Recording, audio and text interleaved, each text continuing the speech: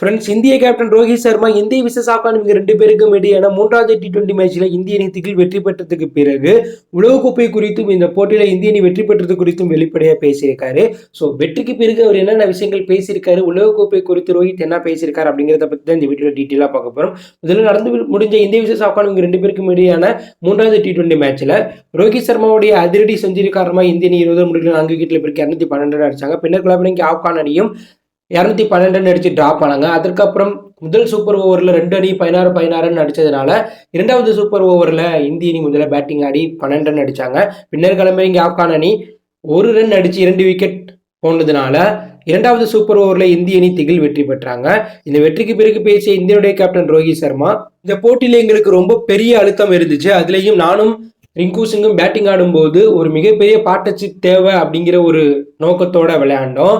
அந்த சமயத்தில் எங்களுக்கு ப்ரெஷர் இருந்துச்சு. அதே போல பெரிய ஷாட் ஆடணும், பெரிய ஸ்கோர் அடிக்கணும் அப்படின்னு ஸ்கோர் போர்ட் ப்ரெஷருமே எங்களுக்கு இருந்துச்சு. அப்படி இருந்தும் நாங்கள் தெளிவோட எங்களுடைய அதிரடியை நாங்கள் காட்டினோம். அது மட்டும் இல்லாமல் நான் இந்த போட்டியில் கியூப் ஷாட்லாம் ஆடினேன். அது இன்னைக்கு நான் ட்ரெயின் பண்ணி வந்தது கிடையாது. கடந்த 2 வருஷமாக நான் கியூப் ஷாட்லாம் ஆட ட்ரெயின் பண்ணிட்டு இருக்கேன் நெட்டில். ஸோ அதற்கான பலன் இந்த மேட்ச்சில் எனக்கு கிடைச்சிருக்கு. இந்த போட்டியை பொறுத்தளவில் தொடர்ந்து 4 விக்கெட் போனதுக்கு அப்புறம் நானும் ரிங்கு சிங்கும் இறுதி வரையும் கிரீஸில் இருக்கணும்னு நினைச்சோம். அதே போல இருந்து ஒரு மிகப்பெரிய டார்கெட்டை செட் பண்ணோம்.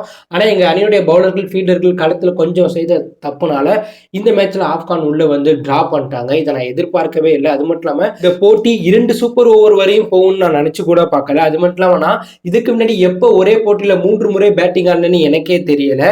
ஸோ அந்த அளவுக்கு பார்த்தீங்கன்னா இந்த போட்டியில் நான் 3 வாட்டி போய் பேட்டிங் ஆடி இருக்கேன். இருந்தாலும் ரிசல்ட் எங்களுக்கு சாதகமாக அமைஞ்சது ரொம்பவே மகிழ்ச்சியாக இருக்குது. இந்த T20 போட்டி ரசிகர்களுக்கு ஒரு ட்ரீட்டான போட்டியாக, ஒரு வித்தியாசமான T20 போட்டியாக இருக்கும்.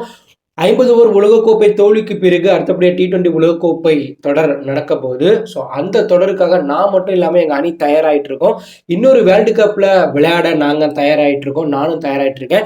கண்டிப்பாக அந்த வேர்ல்டு கப்பில் எங்களுடைய பெஸ்ட்டை கொடுப்போம். அந்த வேர்ல்டு கப் கண்டிப்பாக மிஸ் ஆகாது அப்படிங்கிற மாதிரி ரோஹித் சர்மா வெற்றிக்கு பிறகு உலகக்கோப்பை குறித்து வெளிப்படையாக பேசியிருக்காரு. அடுத்ததான் ரிங்கு சிங் குறித்து கேட்கும்போது, ரிங்கு சிங் IPL என்ன பண்ணாரோ அதை தான் இந்திய அணிக்காக பண்ணிட்டு இருக்கார். ஸோ அவரை நாங்கள் அவருடைய போக்குக்கு ஆட வைக்கிறோம். அதே போல் அவருடைய போக்குக்கு ஆடி இந்திய அணிக்கு ரன்களை வாரி குவிச்சுக்கிட்டு இருக்கார்.